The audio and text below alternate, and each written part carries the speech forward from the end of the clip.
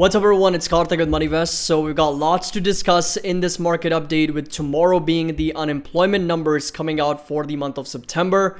Crude oil prices jumping over 5%, and there's an analyst targeting up to $200 in oil prices and crude oil per barrel once again, which could be a straight up catastrophe for inflation numbers. A huge downgrade on Tesla with a price target down to $130. Nvidia ripping back higher. Palantir almost up to $40 a share. So got lots to break down in this market update. Make sure that you drop a like and subscribe to the channel, as the markets were essentially flat to slightly down. So we did have the Dow Jones dropping over 44 basis points, the S&P 500 down 17 basis points, and the NASDAQ, of course, was down a little bit over 4 basis points as well.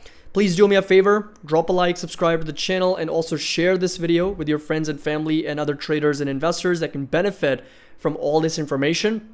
And we can have more lively discussions, more engaged community discussions, have more people join.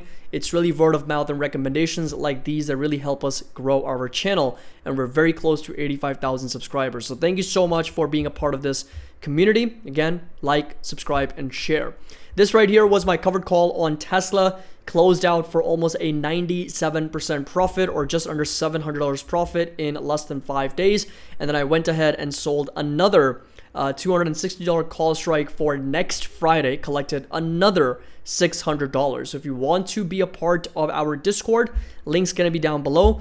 You can keep track of everything that I'm trading on the options portfolio on a weekly basis. All the trade alerts go out every Friday and Monday. And I will update you guys with the members only private videos, the Moneyvest website access, as well as the Patreon members only videos, and of course all the Discord channels and the community alerts as well. So link's going to be down below. There is a 16% annual discount, and you can join and let me know if you have any questions. So this right here was the state of the market. As obvious as it is, energy was the big leader on the day, up over 1.7%. We had technology still managed to eke out a gain over 41 basis points higher, but everything else was down. Utilities, S&P 500, of course, the NASDAQ, we got communication services, the staples, industries, healthcare, the bond market, real estate, materials, everything selling off anywhere from about 4 to 7 basis points to as much as over 1% on the day. And of course, Nvidia was the big gainer on the day, up over 3.3% on the Max 7, and Meta still managed to eke out a gain almost at all-time highs here, once again up almost 2%. Everything else was down. Tesla, of course, being down the most on that continuation from the delivery numbers, sitting at just over $240, down over 3% on the day. So the entire S&P 500 down almost $100 billion, and among big three, $77 billion gain. But don't be mistaken, most of that came from Nvidia. Same for Magnificent 7, Meta and Nvidia were the only two stocks that kind of kept this entire net market cap change to a positive, and same thing on a top 10 basis as well. So you really only had Nvidia and Meta in the Magnificent 7, up a little bit over $120 billion. Broadcom was up $5.7 billion. We had Advanced Micro Devices pushing up over $5 billion. Exxon, since it's an energy company, up over $4.5 billion. And now, since we also have Palantir as part of our S&P 500, it's also part of our Moneyvest platform. You can take a look at this on our website, up over $4.2 billion on the day. Had a very strong day, trading almost back up to $40 per share. So absolutely phenomenal gain for Palantir. And then of course we had a couple other energy companies, Constellation, Marathon Petroleum, on the back of this huge surge in oil prices, right? So pushing up to over 73, almost $74 a barrel, starting to break out above this level of $70. So we're going to go ahead and turn this into a support live in front of all of you guys, because this again is a little bit more concerning, because in the month of October alone, crude oil prices are up over 8%. Now that may not be a lot, but it's definitely going to create a bigger problem. Oil prices are going to be on the move again. So what you're going to be paying at the pump, the gas prices are going to accelerate back up after 3 consecutive months of weakness. So we saw July 3.5%, August 6.3%, September prices were down 7%, and all of that has been reflected in the CPI report, in the actual goods and services consumer price index. And of course, right now, October, we're up over 8%, and we're literally just in the first week of October here. And a lot of that is coming from the back of course, the tensions over in Israel and Iran, so geopolitical tensions heating up in the Middle East, as well as the union strikes causing a lot of supply chain shortages, thereby creating this environment where there is a lot of risk for inflation moving back higher. Now, some of the losers here, Amazon was down almost 30 billion. We had Tesla almost $30 billion down. Apple over 16 billion. Berkshire Hathaway, JP Morgan, Eli Lilly, Merck. We had Procter & Gamble and Microsoft among the top 10 stocks that were selling off on the day. So US crude oil jumps as Biden comments on possible Israel retaliation against Iran. So as we already know that Iran is very vulnerable to a potential attack from Israel after launching their missiles, 200 missiles that were pretty much all intercepted by the airspace in Israel. And now Israel is targeting Iran's oil infrastructure, which could definitely add a lot of problems to the already existing tensions in the geopolitical sort of space in the Middle East. So one analyst says that oil could hit $200 if Iran's energy infrastructure is wiped out. So if Israel hits Iran's oil industry, traders would begin to worry about supply disruptions in the Strait of Hormuz, and that would add to significant risk premium on oil. And the Strait is one of the most important trade arteries for oil in the world. And as a consequence, oil prices could surge to $200 per barrel if Israel hits Iran's oil infrastructure. So those are some things to definitely keep in mind, because you can already see in anticipation of that, we're already starting to see that move higher. You know, crude oil is up 4% right now, back up to almost $74. And the reason why this is so important, and the reason why the markets didn't really do anything today, is because of the lack of information. It's really just a waiting game right now, because if this thing were to break out to something bigger, if the union strikes continue, there's no resolution for that, all of that's going to lead to higher potential inflation, which is, in itself is going to be a bigger problem for the Federal Reserve. As Tom Lee also mentioned, the union strike potentially crippling the economy, the geopolitical tension in the Middle East, which we don't know how that's going to play out. So all of that's going to lead into a potential higher number for inflation. Now, these right here are the countries that are the highest yearly oil producing countries in the world, right? So of course you got the US at the very top, got 14.8 billion barrels per day. That's a crazy wild number here. And then if you take a look at Saudi Arabia, you got Russia, China, Canada, Iraq, and Iran pretty much sits at the number 7 spot. But what we really need to be looking at is how much of these oil producing countries export it out to other parts of the world, because whatever oil United States basically generates, they consume it themselves, because United States, though it is the largest oil producing country, it is also the largest oil consuming country, right? So whatever it produces, it consumes, and there's a very, very small amount that it exports.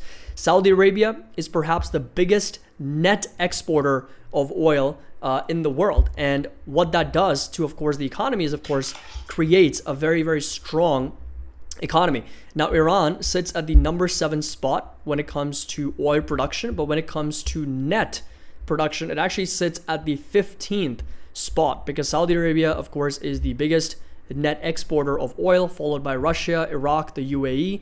We got Nigeria, Canada, and of course Iran sits at the number 15 spot, which essentially makes up for about 3.5% of the global oil net export countries in the world. Again, not a significant amount, but still enough to definitely, affect prices, and again get them up to well above $100 to $120, $150 per barrel, and that is going to create a bigger problem for, of course, inflation, as we have talked about this before, and I mentioned this in my yesterday's video, where a geopolitical tension or this escalation over in the Middle East, as well as the biggest union strike since 1977, both of these things can create a dynamic where inflation is a problem, right? And higher inflation is the last thing the Federal Reserve wants to see. Trust me when I say this, the Federal Reserve could be very quick to shift policy if inflation starts to accelerate back higher. And we're already starting to see the early signs of that, because crude oil going higher 8% in October is going to affect the gas prices over at the local pump, which is going to be affecting the transport of goods and services, thereby affecting the pricing of those goods and services as well. So it's all interconnected. And that's why I think we have to be really, really prepared to understand, okay, what could be the consequence of these higher oil prices in the economy and the Fed's positioning of their monetary policy. Now, we've also talked about the Federal Reserve rate cuts, and a lot of that really just depends on whether we get a recession or not. So this is a chart that we have talked about over and over again. We see a lot of consolidation kind of leading up to these rate cuts, and post rate cuts, we're still consolidating at the moment, right? So we haven't really gone anywhere. We did see a post cut rally just for a little bit, just for a few days, and now we're back to consolidating sideways. And now the economy is really going to be, now the market's really going to be waiting for whether we get a recession or not. If you get a recession, of course, the trajectory can be very, very different versus whether we don't get a recession and whether we get a soft landing or not. So this is a chart that in the past, every time the Federal Reserve has cut interest rates, if there's not a recession, market tends to run, versus when we do get a recession within 12 months, market's performance is much, much worse. Now, JP Morgan's new price target on Tesla suggesting for significant downside risk. So they put an underweight rating on the stock with a price target of $130 per share, although they're raising it from $115. So thank you, JP Morgan, for raising the target, but that is still significantly lower than where the price is as of today. They're trading at just over $240 per share. And they mentioned that the continued softer trend now appears to position Tesla to potentially not grow full year unit volumes for the first time in history. And again, as I mentioned before, investors, analysts on institutional investors, Wall Street tends to be very short-term focused. So what are they focusing on? Is just this year's deliveries, right? And despite all the headwinds with higher interest rates, liquidity crunch, bank blowups, geopolitical tensions, supply chain issues, factory shutdowns, union strikes, everything that's happened in 2024, despite all of that, if Tesla's able to just match the delivery numbers from last year, I'd call it a win. But that's just me. And, once these events and when these sort of catalysts are behind us and interest rates are on the move lower, then I think that can be a huge tailwind for Tesla, and we can see that reacceleration in growth post 2024. So something to keep in mind. Yes, these headlines can definitely create a lot of sort of skepticism and a lot of bearishness. However, long term, I think investors need to be very clear why they're buying that stock, what's the appropriate valuation. Now, I don't think that 240 is the fair value. Of course not. I believe 180, 190 is going to be more appropriate on the fair value side. But I would also not put a price target down to $130 saying that Tesla's going to go down to 130 just because of the fact that they're not going to grow deliveries. I think they still might be able to grow revenues because of the pricing power. But of course, we'll find out very soon. And the more important thing is profitability, how all of that kind of translates over to the bottom line, which is earnings. That's what's going to matter. Now, Bank of England also came out with some very interesting comments about more potential rate cuts coming in, more aggressive rate cuts coming in as there's good data on inflation. So Andrew Bailey, who's the governor of Bank of England, said that he is going to be a lot more aggressive with rate cuts as inflation comes in good, and could allow the central bank to be a bit more activist in its approach to rate cuts. So there is going to be a lot of liquidity coming into the market from the European Union, from the ECB, from the UK. China's already just launched a huge bazooka, and then of course the US is also coming in with some more rate cuts. So the entire world is shifting to a very, very monetary easing and quantitative easing policy stance, which of course historically has been very good for stocks. However, we also have to be mindful of whether we get a recession or not, because that could change things dramatically. Now, this right here is the volatility picture going into October, as we already discussed in our previous updates. And what I mentioned in my previous video was the fact that the volatility stays above 16 to as much as stays above 20 or 25. So in the last 13 years, what did we figure out? We figured out that less than 16 is just a little bit over 7.6%. So going into this October 2024, we were at just over 16. So the fact that it would stay below 16, the probability was really low. In other words, 93% probability that that volatility was going to be higher than 16, right? So that's a pretty wild number. And then if you compare that to over 20, that was a 76, 77% probability. So again, very, very high probability that the VIX was going to be higher than 20. And if it was going to be higher than 20, that means the markets were going to find themselves in a little bit of a troubled sort of situation and some turbulent waters, so to speak. And that's what we're seeing right now. I mean, volatility, if you come over to the VIX, we're just over 20, and the markets, of course, are not ripping higher, so to speak, and they are really just consolidating sideways. I mean, the all-time high set back on September 26th, and from those levels, we are still down a little bit over 1%. So again, not a crazy amount, but it's really just been a lot of consolidation sideways from the market. And as we know, that October historically has been the month where the bottom's been formed before seeing a post November and December rally. So those things to keep in mind. And this right here is the recession indicators that we're keeping track of.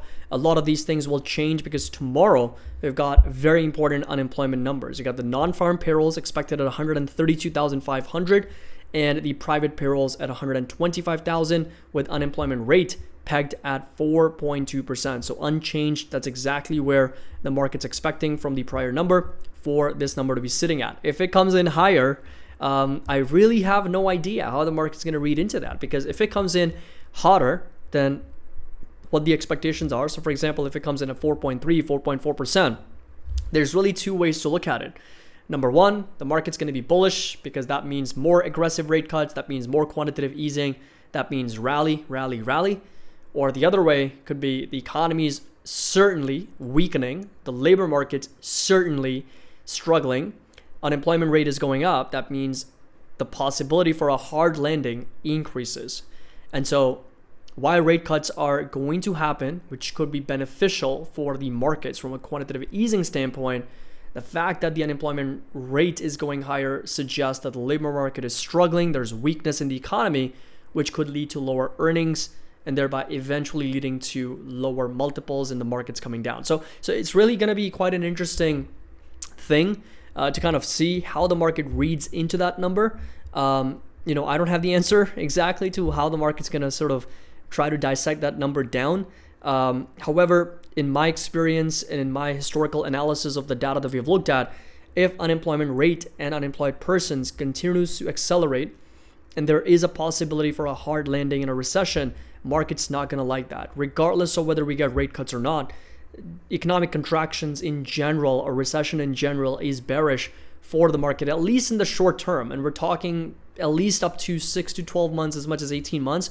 And then post recovery, we of course tend to see very strong recoveries for the markets and for the economy as well, because rates are pretty much cut down to near zero. But historically, that has not been good for the markets in the short to medium term. And that's exactly what we're going to be prepared for with our cash. This right here is the volatility term structure, the VIX futures, and the market are still pricing in for November volatility to be well above 21. Right now we're at 20, so we're still expecting for at least a little bit more of a spike here in the VIX, and getting up to 21 is just really going to put us to another 3.5-4% higher. I could see the VIX getting up to 23 pre-election. Again, there's going to be uncertainty. There's going to be a lot of volatility. We're less than 30 days away, 35 days away from election, and we're still in backwardation, meaning the markets are still signaling for caution, signaling for some awareness of where we are. And negative 5.7% is the backwardation level between the M1 and the M2 futures for volatility. Those are the front two contracts on volatility futures. Coming over to the Moneyvest dashboard now, and we're going to make this available on our website soon. So this will be available, and we're trying for real-time data. If not real-time, we're going to figure out something end of day, and this will be available for all the members very soon. But right now, the Moneyvest index has come down to 3.81. Volatility is perhaps the first one that's kind of flashing green for us at 64 percentile, so we're moving higher and higher. The higher the percentile, the higher the VIX, the better the buying opportunities, the better the risk-reward ratio. The contango level, again, is backwardation. Majority of stocks still trading above their moving averages. And we've got the PCC percentile also in the 27 percentile at negative, or actually at 0.853%.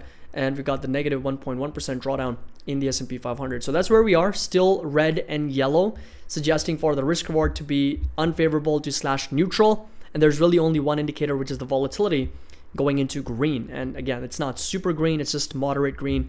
And I would just be waiting for better deals if the markets were to come down further. Speaking of, coming over to the S&P 500. So this right here remains our analysis on the S&P 500. And that is to say, support level is going to stay put at 5,600, down to this higher low, sitting roughly at 5,500, down to as low as 5,400. So those are the three levels that I'm watching very carefully. A bit of a doji candle on the day today, so a lot of consolidation. But those right there are going to be the three levels of support to watch for S&P 500. Coming over to the NASDAQ, and almost an identical chart. However, this right here is the higher highs and the higher lows. So really that's within which it's been trading at the moment. So this right here, of course, selling off, pushing higher, selling off, pushing higher again, and then getting rejected here. So that would be that support level within the context of this uptrend for the NASDAQ. And if we do see a breakdown further, next support down in the low 17,000s for the NASDAQ composite. Going over to Apple stock, and starting with, by the way, this right here is going to be Meta, pushing higher very well, back up to new all-time highs and coming up to this resistance as we discussed in our previous updates. However, incredibly overbought. RSI, MACD, L3 banker oscillator, everything overbought at the moment for Meta platforms after hitting new all-time highs. Coming over to Apple consolidating sideways, so not really going anywhere. Support level is going to be inside this green rectangle as we have discussed in our previous updates. Resistance all the way up to $236. And this right here is going to be that area of demand and that green support level that we've talked about all the way down to low 200s. So $207 is going to be that next support level to also watch. Amazon selling off very aggressively as well. Support level is going to stay put at $180, $181, down to as low as $173 for Amazon, and resistance all the way up to $189, close to $190 for Amazon moving forward. Tesla definitely selling off very aggressively, and this right here is the entire uptrend coming down to that support here at this higher low inside this green rectangle. Came down to as low as 237, and that's really where we have the support at 234. So that's going to be that support level to watch for Tesla moving forward, going into tomorrow and next week as well. Next week, a very important 10/10 robotaxi event, and we'll see how Tesla does going into next week. Going over to NVIDIA stock, NVIDIA was the big performer on the day. This right here is actually the entire analysis on NVIDIA as it continues to trade, I would say, inside this lower high and this lower low pattern. So we have a symmetrical triangle formation. This right here was a nice bounce back higher from that level, consolidating sideways, then a breakout, and then coming back down and then pushing back up. So there's really been a lot of consolidation sideways in between that range for NVIDIA. So there's a lot of lower highs and higher lows coming in for NVIDIA. Going over to advanced micro devices and AMD, this is the analysis where we are still trading in the context of a downtrend. However, there is a short uptrend for AMD, and this right here, of course, is going to be that lower high, and we've got a potential higher low over here for advanced micro devices. So what we really have for AMD is a short uptrend within the context of a larger downtrend. So if you do get rejected here, that would be that support, and of course resistance is going to stay put at 171 for advanced micro devices. Coming over to PayPal, and PayPal, of course, has been very strong, once again validating that support a little bit better at $76, $77, and resistance going to stay put roughly at $80 for PayPal. And right now, again, very overbought at the moment, overextended RSI and MACD. So keep a close eye at that support at $76 down to 74. Resistance going to stay put at $80 for PayPal. Coming over to Visa, again, very similar to PayPal here, of course, sold off quite aggressively, had a huge rally from low 250s, over 14.5%. Of course, very overbought, then sold off quite aggressively. And right now we've got a support level sitting roughly at $260, $265 over here for Visa, and resistance all the way up to as much as $283 for Visa as well. Talking a little bit about, let's see, Meta platforms we already covered. Going over to Netflix now, and Netflix here consolidating sideways. Again, support level is going to stay put right about here at 700. Resistance, I'm going to mark out to pretty much the all-time high here, and all the way down to 661 for Netflix as well. Going over to Google, at that support inside this green rectangle. So that's really what we've been watching for a long time for Google stock, and resistance all the way up to as much as 176. Coming over to Microsoft. Now, Microsoft really has been struggling a little bit more recently. It's been coming down from its highs of 441, down over 6%, and that area of support and demand is going to be staying put right over here, sitting roughly at around $400 per share for Microsoft, and resistance all the way up to 432 for this company. Now, Enphase, I'm kind of gearing up for selling some puts on Enphase as well, because it's already down to low 100s, and I wouldn't mind kind of selling some puts in the low 100s here for Enphase stock. Resistance going to stay put at 124, and support level inside this green rectangle for Enphase. So a lot of consolidation sideways in that range for Enphase. Resistance all the way up to 124. Support level sitting roughly at $97, $90 for this company as well. Going over to Costco, and Costco here Also consolidating sideways, support level is going to stay put roughly here at 870, resistance all the way up to $920. Again, a lot of consolidation sideways in that range for Costco, all the way down to $839, $840 for this stock as well. Very, very expensive retailer, by the way. So that's all I've got for you today. Make sure that you drop a like and subscribe to the channel. Overall, the markets tend to be very uncertain with regards to what's on the docket for unemployment tomorrow, what's going to be the trajectory with this union strike, as well as the tensions that are escalating in the Middle East. And we'll keep a close eye on all these geopolitical events and every opportunity that we do get with the volatility going higher, the Moneyvest index coming down, the dashboard suggesting and signaling for buying opportunities. We'll take advantage. And I will be here to let you guys know. I will be here on Discord sending out alerts with my shopping list and buy targets. Everything's going to be available with the link down below. Would love to have you on board. 16% annual discount that's available until the end of this month. Happy investing. I'll see you all in the next video.